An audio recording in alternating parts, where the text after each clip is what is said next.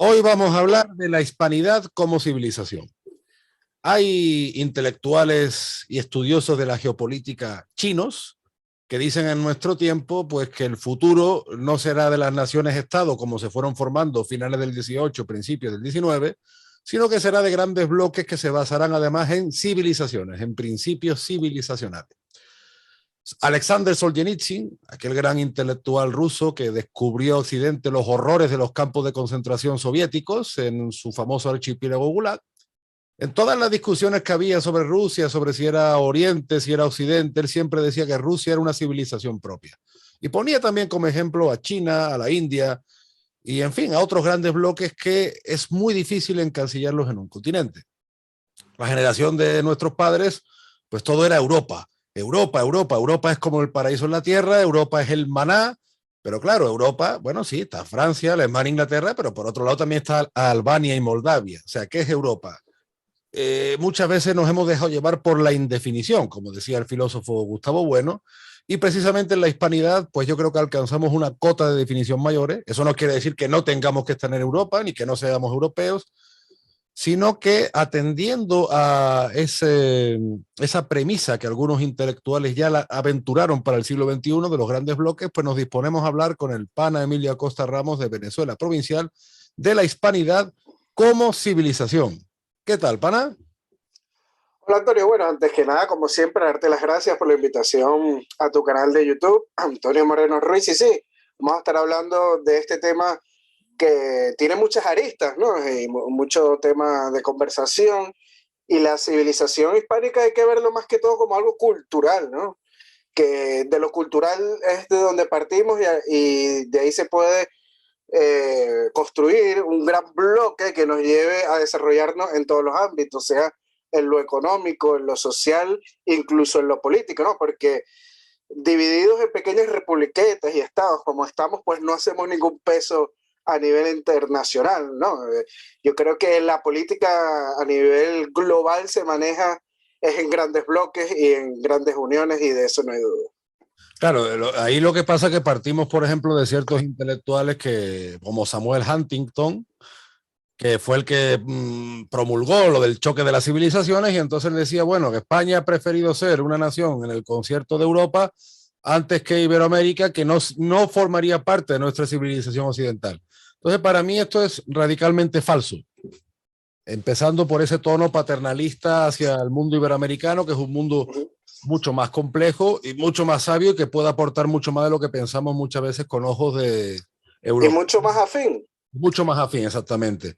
Entonces, en el siglo XXI se nos impone el desafío de la globalización y esto es un hecho. Nos guste más o nos guste menos, esto es un hecho. Y yo veo que España está muy desorientada, pero también veo el mundo iberoamericano muy desorientado. Es la pregunta que se hacía don Arturo Uslar, Pietri. ¿Qué somos? ¿Por qué nosotros nos autoflagelamos con esta pregunta cuando nuestra historia es tan rica y tan clara? Es más, la leyenda negra hispanófoba ha creado como una especificidad de lo español, ¿no? Los españoles somos especiales, bueno, como decían los revolucionarios franceses, estamos a medio camino entre Inglaterra y Turquía, somos como una cosa rara, como un exotismo, y sin embargo nadie cae en la cuenta que si alguna peculiaridad tiene España es en ser el extremo occidente europeo y en ser la puerta de América. Esa es la gran posibilidad y el gran porvenir de España. Desde finales del siglo XV nos lo está señalando, la misma geografía, ¿no? Sí, totalmente de acuerdo contigo, que España tiene una posición privilegiada, porque como tú bien dices, es la parte occidental de Europa y que más cerca está hacia el continente americano, que culturalmente, por el idioma, o sea, nada más con la conexión cultural idiomática, tenemos mucho que ganar. En otros podcasts yo te he dado cifras muy importantes, o sea, hay 450 millones de hispanohablantes, inclusive hay datos que dicen que llega a 600 millones. Y bueno, la capacidad de compra de los hispanohablantes representa el 9% del PIB mundial. O sea, y te puedo seguir dando datos. El español genera el 16% de valor económico del Producto Interno Bruto, que son 664 mil millones de euros, y del empleo en España, 3,5 millones de personas viven del idioma, según datos del año 2007, que esto me imagino yo que habrá aumentado, ¿no? Estamos hablando hace 14 o 15 años. Exacto. Y te puedo decir más datos, Antonio. El llamado factor ñ, que es el contenido en español de las industrias culturales, supone ya el 2,9% del Producto Interno Bruto de la economía española. El español ha multiplicado por 3 la atracción de migrantes de Hispanoamérica hacia España. O sea, que alguien de Hispanoamérica a la hora de emigrar prefiere emigrar a España justamente por esta unión de lazos idiomáticos. El español supone una prima salarial que alcanza hasta el 30% en España y una proporción también considerable en los Estados Unidos de un 10%. El español multiplica por 4 los intercambios comerciales entre los países hispanohablantes. O sea, es más fácil hacer negocios con México que, no sé, con Estonia, por decirte algo, ¿no? Sí, el español es el factor determinante para que cada curso académico decidan estudiar en España 35.000 alumnos universitarios de Erasmus. España es el primer país de destino de este programa europeo y el español es la segunda lengua de comunicación internacional en Internet, tanto por número de usuarios como por página web. También el español es un gran instrumento de internacionalización empresarial. Compartir una lengua es una muestra con amplia presencia de países hispanohablantes y multiplica por 7 los flujos bilaterales de inversión directa del exterior. O sea, un ruso que quiere invertir en el exterior, pues va a preferir que al mercado hispanohablante, por ser más grande, invertir en un país hispanohablante. Por ejemplo, invertir, no sé, en Venezuela o un chino en Venezuela o un estadounidense en México para poder comerciar mejor con el resto de países de habla hispana. Sí, Brasil también se dio cuenta de este hecho y se metió mucho más en una economía iberoamericana. Pero es que fíjate, todos estos datos contantes y sonantes son pruebas de que somos una civilización y no es una discusión de señores eruditos y aburridos que se reúnen en un rincón de la biblioteca. O sea, esto se demuestra con datos y el problema que tenemos los hispanos, tanto los españoles como los hispanoamericanos, es que estamos yendo en el sentido contrario de la historia. Quiero decir, todos los países de la hispanosfera estamos viviendo procesos de balcanización, procesos de problemas políticos, problemas económicos y además se está fomentando mucho el resentimiento, el odio. Fíjate, por ejemplo, los separatistas catalanes tienen lobistas, valga el anglicismo, pagados en el Congreso de los Estados Unidos con dinero de todos los españoles para hacer causa por la independencia. Y no tenemos un solo lobista, por ejemplo, en el Congreso de Estados Unidos que abogue por la historia y la cultura y el idioma español en Estados Unidos. O sea, estamos llegando a un proceso de estupidez y de balcanización cuando lo que deberíamos estar proponiendo, tanto por los intelectuales, por los economistas o por los políticos, es precisamente un proceso de unidad. O sea, todo el problema separatista que tiene España no es tan diferente de lo que se está viviendo, por ejemplo, hoy en día en Chile, que es un país destruido, por desgracia. En Colombia. Se está hablando del separatismo mapuche. Colombia y Perú, que eran probablemente política y económicamente, bueno, tenían sus problemas, pero ya por desgracia han caído. Argentina, que fue la potencia y la promesa del mundo hispánico con Venezuela, fíjate Argentina y Venezuela cómo están. Y todo este proceso disgregador, balcanizador, es que es justamente lo contrario de lo que deberíamos hacer. Fíjate, Emilio, que a principios del siglo XX, el historiador portugués Oliveira Martins se dio cuenta de que los países pequeños estaban destinados a sufrir mucho. Lo dijo hace más de un siglo. Imagínate si Oliveira Martins hubiera vivido en nuestra época. Entonces, precisamente porque tenemos el idioma al fin y al cabo es la bandera de nuestra civilización, porque somos herederos de la filosofía griega, del derecho romano, de la fe de Tierra Santa, y nos reconocemos además en una arquitectura. Lo hemos hablado otras veces, la herencia tan grande que tenemos de la música hispanoamericana en España. El flamenco, por más que le pese a los puristas, no se entiende sin ese aluvión hispanoamericano que entró por Sevilla y Cádiz. Y a día de hoy lo que se escucha aquí Shakira, lo que se escucha Carlos Vives, lo que nuestros abuelos escuchaban los tangos, las rancheras, porque hay una afinidad, la gente al fin y al cabo lo ve como una forma natural. Y fíjate la cantidad, Emilio, de restaurantes que hay en España ya, lo que es la gastronomía venezolana, peruana, mexicana en España, lo que es la gastronomía española en Hispanoamérica. Es que todo entra muy naturalmente porque formamos parte de esa civilización. Y esa civilización no es excluyente porque si España tuviera fuerza y entendiera que su fuerza está en ser el puente de América, pues podría ser un bastión del sur de Europa, porque el sur de Europa está viviendo momentos muy duros y está siendo muy maltratado por las potencias del centro y del norte. Y España, si España estuviera más fuerte, más unida y sobre todo tuviera esa vocación intelectual y económica mayor hacia América, pues italianos, griegos y por supuesto nuestros hermanos y vecinos portugueses estarían muy pendientes de nosotros. Fíjate tú, por ejemplo, tú hablabas antes de los Erasmus, la cantidad de italianos que vienen a estudiar a España, por ejemplo, o la cantidad de hispanoamericanos con pasaporte italiano, que son nietos de migrantes que vienen a España, porque esa conexión también está con el mundo italiano y con el mundo de la Europa mediterránea. O sea que tenemos tantas posibilidades y sin embargo estamos encerrados en un callejón sin salida, soplando el viento contrario de lo que nos correspondería. Yo creo que estos tiempos, Antonio, me hace recordar mucho al principio del siglo XIX, ¿no? Todo ese proceso de separación que vivió la América hispana con la península, ¿no? Esos separatismos que hoy en día también en Hispanoamérica se están viendo, como tú dijiste muy bien, el caso de Chile, ¿no? Y es que el nuevo separatismo en Hispanoamérica son los nuevos indigenismos.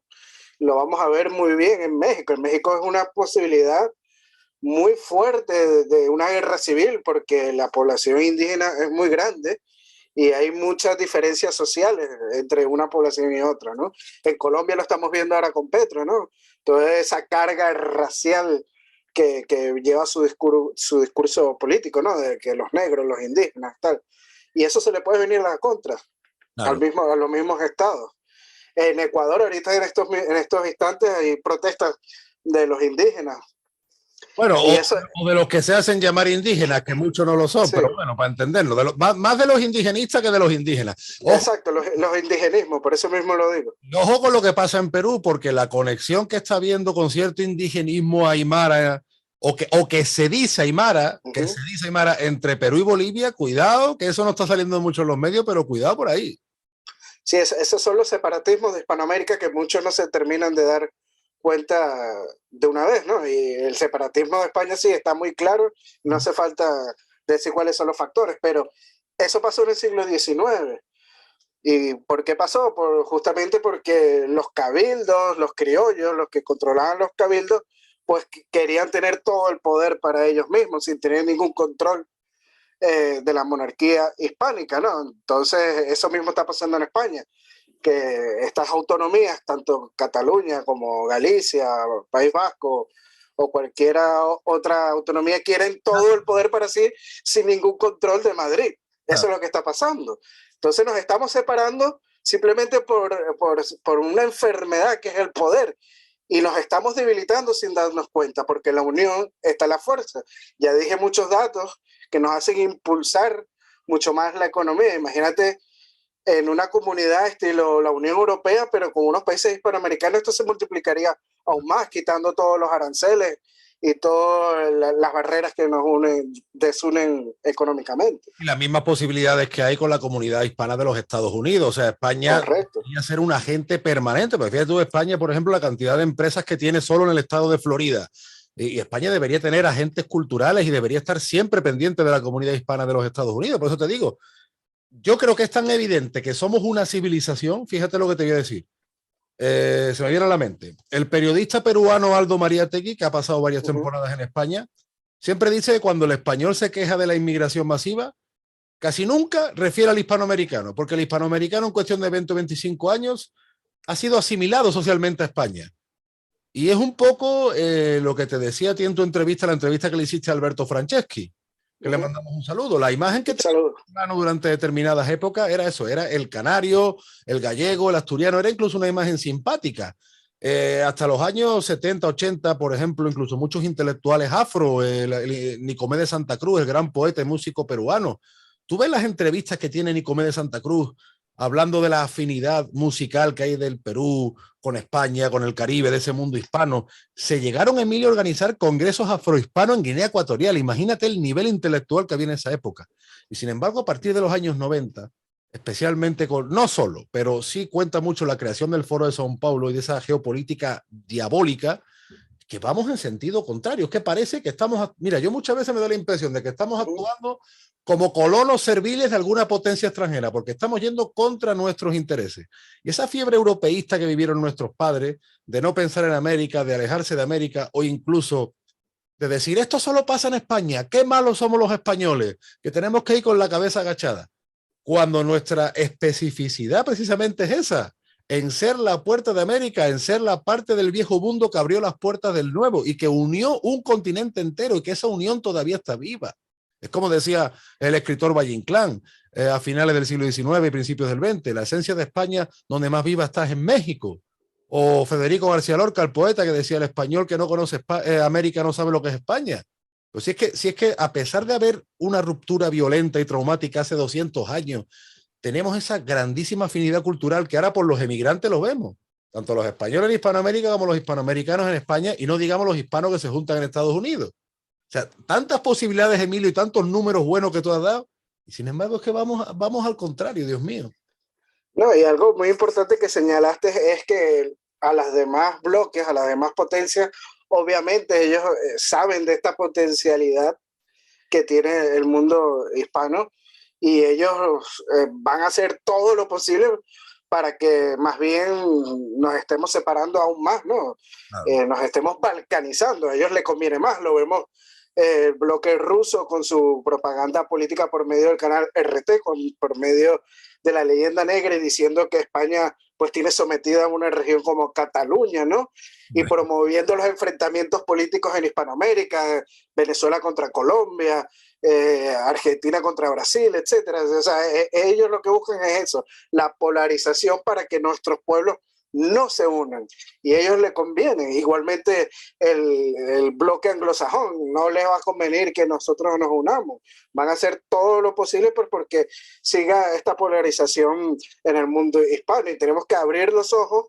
Obviamente hay que buscar después algún tipo de conexión y de hermanamiento con otros bloques, pero hay que hacerlo desde el mismo nivel, ¿no? Desde la misma importancia. Y ser conscientes de lo que somos. Nosotros ya no debemos caer en la pregunta, con todo mi respeto para don Arturo, que a mí me parece un intelectual excelente, de qué somos. ¿Qué vamos a hacer? Pues somos hispanos y tenemos que mirar hacia el siglo XXI. Somos herederos de la cultura clásica, somos la herencia del Mediterráneo que pasó el Atlántico, como dice el amigo Francisco Núñez del Arco. La primera, toda esa palabra que a día de hoy se dice atlantismo, pues la primera civilización occidental y atlántica fue la hispana o la española, si lo queremos, porque fue la primera civilización que unió el Atlántico y porque seguimos siendo parte de esa civilización. Y yo estoy muy de acuerdo con eso que dicen los chinos. Hombre, yo no quiero modelos chinos, ¿eh? Eso que dicen algunos intelectuales chinos o lo que ya predecía Solzhenitsyn, que el futuro será de los grandes bloques que se identificarán con civilizaciones y que los estados nacionales, como los conocemos desde el siglo XIX, ya no van a servir o no van a ser capaces. Pues yo estoy de acuerdo con eso, todo se va perfilando. Yo creo que estamos un poco, Emilio, en una especie como de año 476, mezcla con el 711, cuando entraron los moros, estamos en un cambio de ciclo, una época quizá caótica, pero donde se va a imponer es eso, el factor civilizacional. Y España y Hispanoamérica lo deberíamos tener muy claro. Por eso yo creo que la batalla cultural nuestra, la batalla del hispanismo va a ser esa, en despertar a las conciencias. Porque es una realidad, simplemente tenemos que ser conscientes de ello. Totalmente de acuerdo con lo que dice. Si no estamos conscientes, no hay forma de buscar una unidad, porque el que lo ignora pues no va a tener ninguna idea, ¿no? de todos estos datos que lo acabo de decir. Y lamentablemente la gran mayoría de la población hispana de cualquier país, no estoy hablando de un país en específico, pues no sabe de esta potencialidad y lo peor es que lo tiene en sus ojos, porque como tú bien has señalado, ¿no? De que aquí en España se escucha muchísima música latina y es curioso porque yo cada vez que me meto en el Instagram y veo esas historias y escucho reggaetón, es un español el que lo tiene y no alguien de Hispanoamérica, ¿no? Muy curioso eso. Yo creo que a los españoles les gusta más el reggaetón que a los hispanoamericanos. Yo he vivido en Perú, yo no sé en Venezuela, pero yo te garantizo que en España se escucha más reggaetón que en Perú. Cosa que no me parece el reggaetón, sí, me callo lo que me parece el reggaetón, pero bueno, es una de lo que estamos hablando. Sí, es un dato irrelevante, ¿no? Pero es importante, ¿no? Sí, como tú bien dices, pues quién que no es un indicador, ¿no? Es un indicador, sí. Igual que, por ejemplo, es un indicador la gira que hacen los artistas o los toreros por Hispanoamérica. Y al revés también pasa, cómo están triunfando, cómo han triunfado siempre, por ejemplo, los artistas argentinos aquí, como Andrés Calamaro, cómo está triunfando el torero Andrés Rocarrey, que es peruano aquí en España, que por cierto, una de las medidas de Petro ha sido meterle mano al mundo de los toros, que esto gustará más o gustará menos, pero no cabe duda que es un factor de unidad de la cultura popular de nuestros países, por encima de los gustos, por encima de las consideraciones, y una de las primeras medidas que se va a tomar en Colombia va a ser esta. Cuando además es curioso porque en Perú, por ejemplo, donde más arraigado está es en los Andes, es en los pueblos de mayor presencia mestiza e indígena, a tal punto que José María Arguedas, que bueno, es considerado uno de los grandes de la literatura indígena del Perú, José María Arguedas hay un antes y un después cuando él va a hacer un trabajo de campo de antropología en España, en la zona de Zamora, y él se da cuenta que es idéntico a los Andes. Y ahí tiene como un antes y un después y escribe su trabajo de antropología, las comunidades de España y del Perú, porque ve esa afinidad que hay en el mundo del campesino peninsular y en el mundo del campesino andino, porque se ha formado un sustrato cultural común. Y aquí muchas veces pensamos que todo viene de España. No, no necesariamente. No. Porque España no se entiende sin América y mucha parte de América entró en España porque América fue una prolongación de España. Política, social, cultural, incluso en sangre. La monarquía siempre buscó los vínculos sanguíneos por vía de matrimonio, por vía de la religión. Y claro, es que eso está presente. Y uno va a los Andes, Emilio, y uno no sabe si está en Extremadura, si está en Castilla, y mucha gente que viene de Hispanoamérica y se da un paseo por Sevilla o por Madrid y dice, bueno, si parece a lo mejor que estoy en Lima o parece que estoy en Buenos Aires. A eso me refiero con civilización, que eso tiene que estar más concreto en nuestra conciencia y es nuestra labor el por lo menos intentar llevarlo a cabo en el día a día, porque es que por desgracia vamos en otro sentido. Sí, lamentablemente ni siquiera los políticos, ¿no?, se dan cuenta de esto. Yo creo que los políticos lo que están es simplemente por la partidocracia, ¿no? Por el bienestar del partido político y de la misma persona, por el poder, por la enfermedad del poder. Ese es el verdadero veneno que le está destruyendo la psiquis al hispano. El poder, la enfermedad por el poder, y vemos nada más en el beneficio propio y no en el beneficio común. Y cuando nosotros empecemos a ver en el beneficio común, que eso bien los anglos lo saben hacer, pues es cuando empezaremos a despegar, ¿no? Como una gran potencia, sin duda alguna. Bueno, nosotros somos conscientes, Emilio, de que tenemos que trabajar al futuro de cara a varias generaciones, porque muchas generaciones de hispanos han sido envenenadas. La leyenda negra, lejos de ser una discusión de historiadores, ha sido y es una arma política moderna con consecuencias muy reales en el mundo. Y debemos plantearnos, bueno, el panorama presente, que no es muy halagüeño, pero también con su ilusión, ¿no? Porque siempre nos queda esa puerta al porvenir, esa puerta al futuro. Y yo afirmo pues que la hispanidad es una civilización que de hecho puede integrar a parte de la Europa mediterránea en su regazo, que tiene muchísimas posibilidades en todo un continente, incluyendo los Estados Unidos, y que hay que trabajar en ese sentido. Bueno, es que se puede ser perfectamente parte de una unión con Europa como con América, el mundo hispano, ¿no? O sea, ahí se multiplicaría por dos todo este potencial económico que pudiera tener España, ¿no?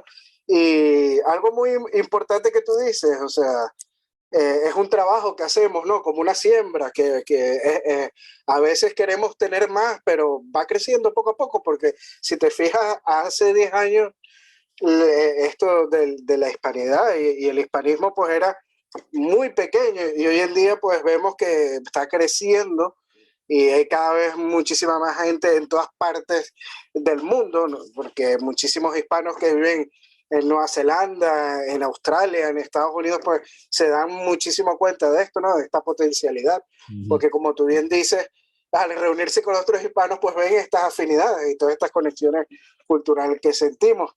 Y es eso, poco a poco nosotros vamos dando nuestro granito de arena en lo que podemos dar, y que la gente pues vaya abriendo los ojos y tomando la hispanidad como su bandera, porque en la unión está la fuerza, Antonio. Correcto.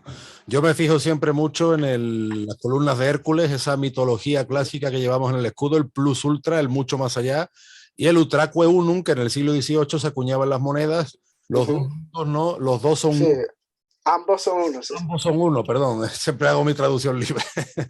Entonces, yo creo que eso que aparecía en las monedas y eso que sigue apareciendo en nuestros escudos, y hoy, por ejemplo, que he pasado por el archivo de Indias y he visto esa figura del león, el león hispano sobre el mundo, esos símbolos son el poder por el que deberíamos luchar y no por estas banderías, esta partidocracia y esta pequeñez que nos están dividiendo.